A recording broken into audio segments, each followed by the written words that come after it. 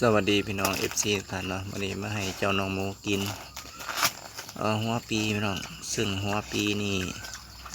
เหมาะสำหรับแม่หมูนะที่มีท้องหรือว่าหลังคลอดลูกนะหัวปีนี่จะซอยบำรุงน้ำนมให้เจ้าน้องหมูพี่น้องซึ่งถ้าพี่น้องท่านใดเลี้ยงหมูนะที่หมูคลอดลูกหรือว่าหมูมีท้องนี่ก็สามารถที่จะเอาเจ้าหัวปีนะลองมากินเพื่อบำรุงน้ำนม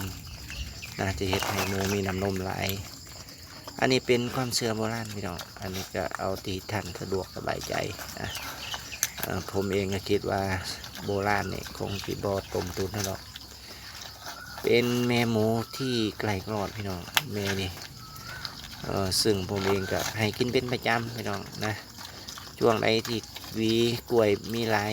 เรียกว่าหัวปีนะมันก็ทยอยออกนะก็ให้กินมากโดยตลอดละนะซึ่งช่วงนี้ก็มีแน่พี่น้องหน้าฝนนี่กล้วยกำลังออกวีเรียกว่าสุดทางแล้วนี่ก็เอามาให้เจ้าแม่หมูกินนะเพื่อบำรุงน้ำนมนะน้องเป็นหมูม่านทองไหมนะหมูสาวทองแรกซึ่งผมเองก็เลี้ยงมาระยะหนึ่งแล้วละกระทาล่อลุ่นมาเป็นที่ออกลูกจะโตพี่น้องซึ่งใกล้กำหนดคลอดเต็มที่นะโดยเฉพาะหัวปีนี่กินทุกเพศเลยผมเคยกินแล้วพี่น้องบอจำกัดว่าต้องเป็นหัวปีชนิดใดกล้วยแบบใดเพิ่นกินเบิดนะจะเป็นกล้วยหอมหรือว่ากล้วยนำว่าหลากหลายกล้วยนี่เพิ่นกินเบิดเลยนะโดยเฉพาะหัวปีกินดีเป็นพิเศษซึ่ง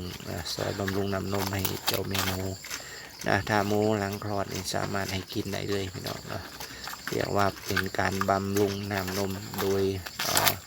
ใช้พืชไก่โตเรียกว่าวัตถุดิบที่หาง่ายนะพี่น้องท่านใดที่ปลูกกล้วยไว้สำหรับการเลี้ยงหมูถือว่าตอบโจทย์เลยเมื่อนี้ผมเกษตรป้าเพื่อนพี่น้องก็มาเห็ดคลิปนะช่วงประมาณตะคำนะเมื่อนี้ฝนตกพี่น้องซึ่งนะตกมาตลอดทั้งวันเลยขอก็จะมีชุ่มชื้นเล็กน้อยนะสำหรับมื่อนี้ก็มาถ่ายทำอัปเดตให้พี่น้องเขาได้ดูนะได้ชมกันเนาะเจ้าแม่โมกินหัวปีนะพี่น้องซึ่งกินดีแห้งนะ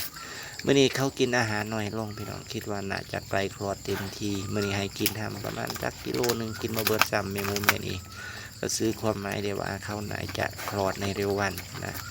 ผมจะคอยติดตามเบิ่งเขาตลอดทุกระยะทุกชั่วโมงในค่ำคืนนี้แล้วก็